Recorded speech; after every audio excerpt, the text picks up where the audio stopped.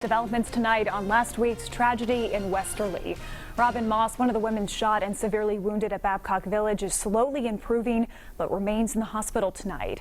Eyewitness News reporter Anita Buffoni joins us now live in Westerly with what Moss's family is saying. Anita.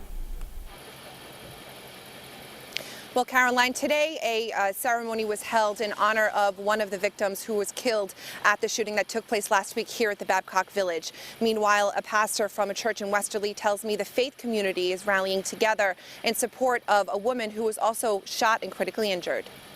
Local church community awakening. Pastor Stephen Mook is from the Generation Church in South Kingstown in Westerly. The church held a service for Robin Moss on Christmas Eve. We pray for Robin, God, and her testimony. He said Robin Moss is involved with the Awakening Church in Smithfield.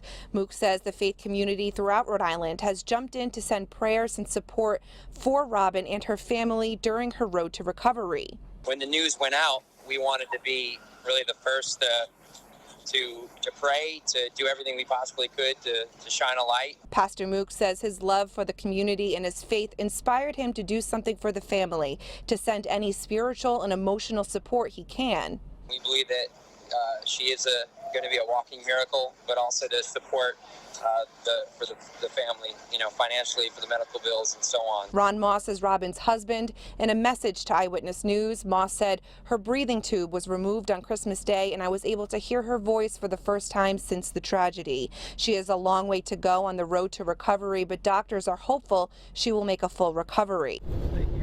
One woman was killed, another is still being treated with injuries. The gunman took his own life shortly after the shooting. Now coming up new at 6, here new details about Robin's employment here at Babcock Village. Live in Westerly, I'm Anita Buffoni, Eyewitness News. We're learning more about the victim still recovering from the shooting that took place in Westerly last week. Eyewitness News reporter Anita Buffoni spoke to a local pastor who was rallying around Robin Moss and her family. Anita joins us now live in Westerly with the new details. Anita. That's right, Caroline. Well, a pastor of a Westerly church tells me that it was Robin Moss's last day working here at the Babcock Village before the tragedy, the shooting, took place last week. Meanwhile, a celebration of life took place earlier today for one of the women who was killed in that shooting.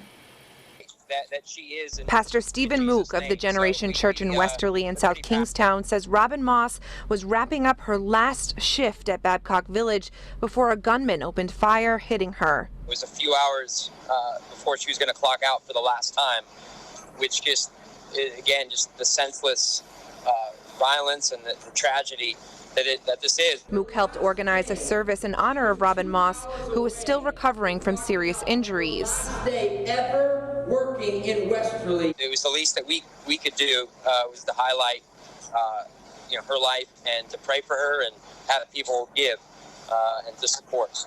A GoFundMe account has been created to help the family during her road to recovery. Mook says Robin is involved with a local church in Smithfield.